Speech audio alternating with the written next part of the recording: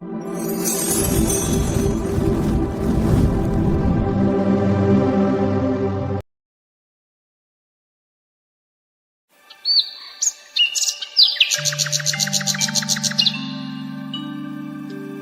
का नाम था धर्मपुर।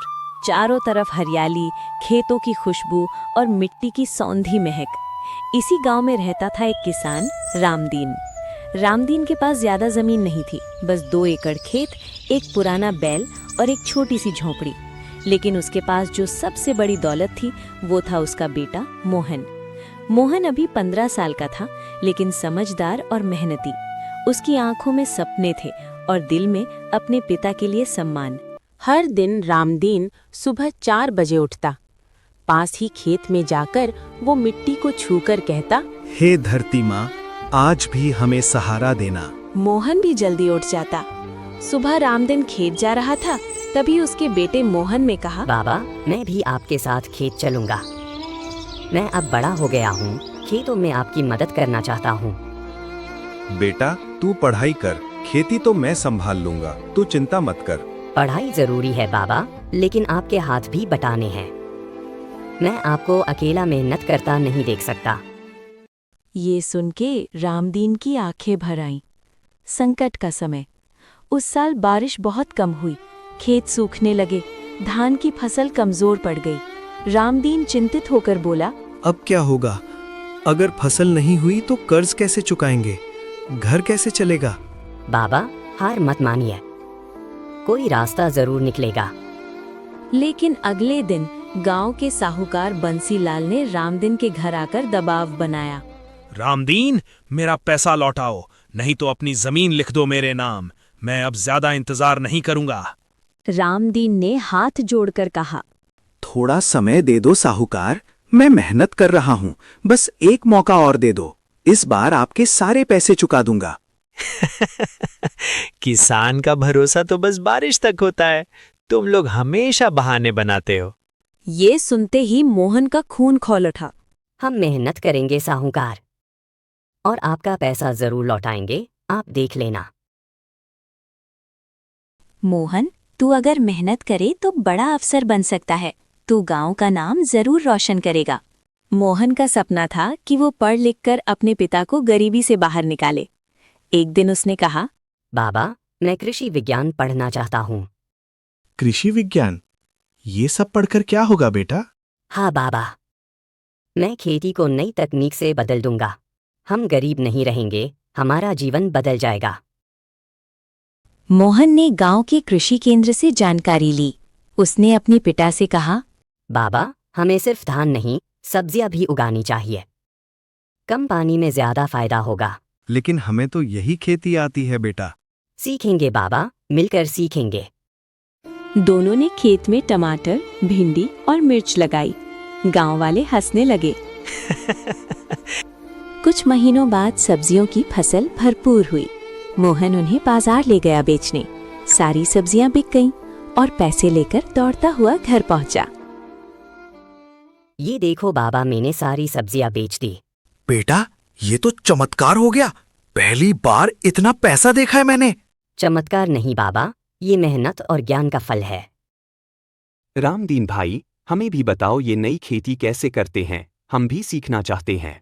ये सब मेरे बेटे मोहन की समझदारी है, उसी ने हमें रास्ता दिखाया। मोहन ने सबको सिखाया।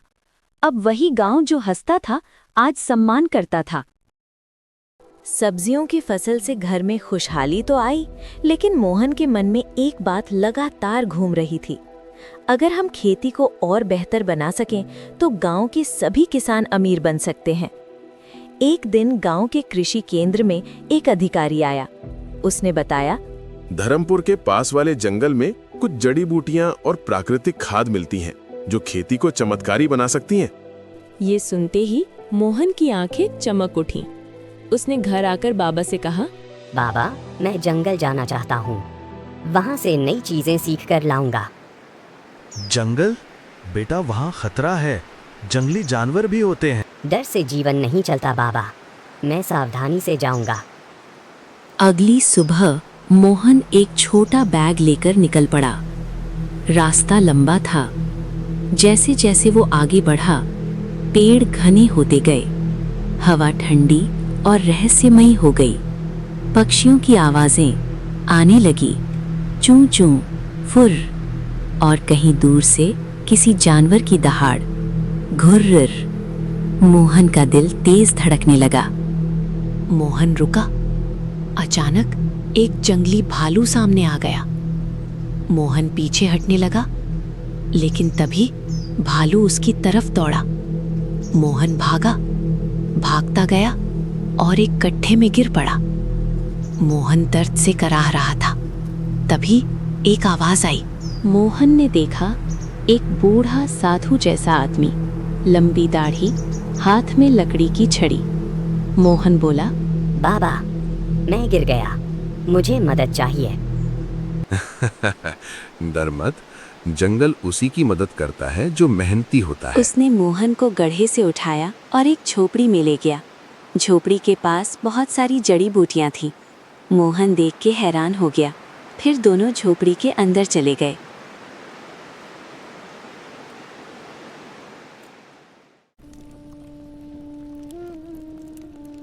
बाबा, ये सब क्या है?